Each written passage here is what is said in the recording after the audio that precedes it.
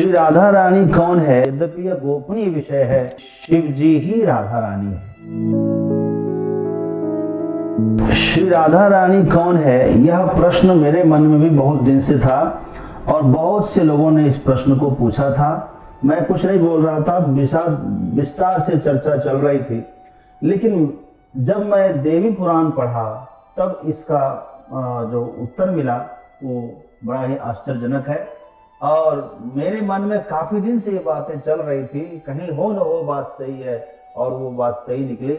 मैं आपको ही बताना चाहूंगा, यद्यपि यह गोपनीय विषय है, किंतु यदि वेद व्यास जी पुराण में इसको प्रकाशित कर सकते हैं, देवी पुराण में, तो समाज में भी इसको बताया जा सकता है। आप भी इसको जरूर चिंतन करें और सबको सुनाएं।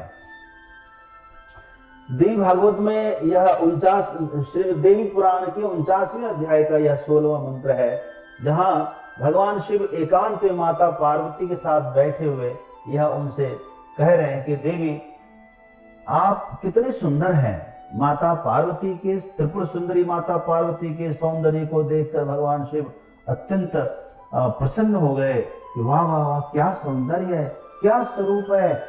और उनके अंग का स्पर्श करके ऐसा मन में होता है कि काश आपकी सौंदर्य को मैं धारण कर लूं, आप पुरुष रूपता को प्राप्त कर लें तो कितना आनंद होगा। हम उस आनंद का उपभोग करना चाहते हैं। भगवान शिव माता पार्वती से कहते हैं, शिववाच यदि मैं तुम प्रसन्नासी तदा पुंस्तुम अवाप्नुहि कुत्रचित् पृथ्वी पृष्ठे यास्य हम स्त्री स्वरूपताम।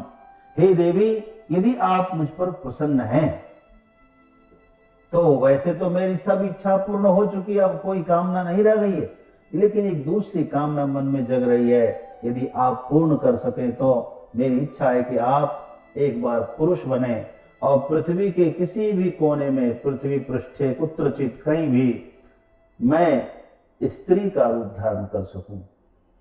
माता पार्वती बहुत प्रसन्न होती है। ये तो बहुत अच्छी बात आपने कह दी प्रभु, हमारी भी बहुत सारी इच्छा अधूरी रह जाती है। आइए मैं वचन देती हूँ, भविष्य हम तत्प्रियार्थम निश्चितम धरणी तले उम रूपेण महादेव वसुदेव गृहे प्रभु। हे प्रभु, मैं आपकी प्रसन्नता के लिए पुरुष रूप धारण करने के लिए तैयार हूँ।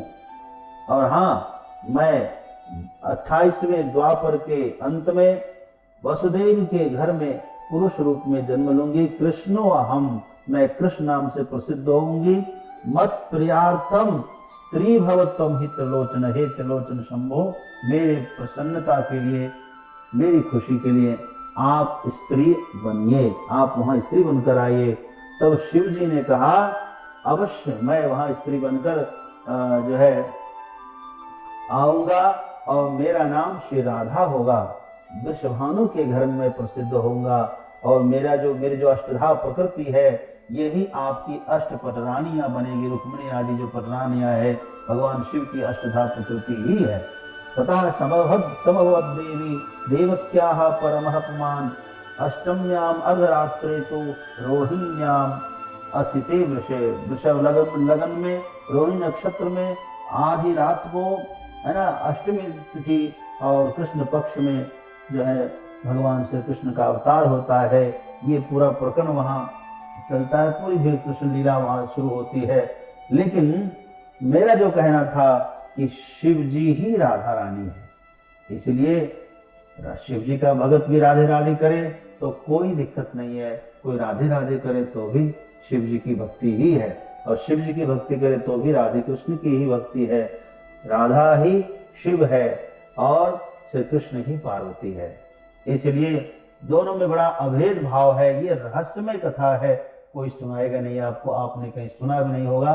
बहुत ही आनंद आया इसको सुन करके, आपको भी अच्छा लगा होगा। बहुत बहुत धन्यवाद। राधे राधे। ओम नमः शिवाय। हर हर महादेव।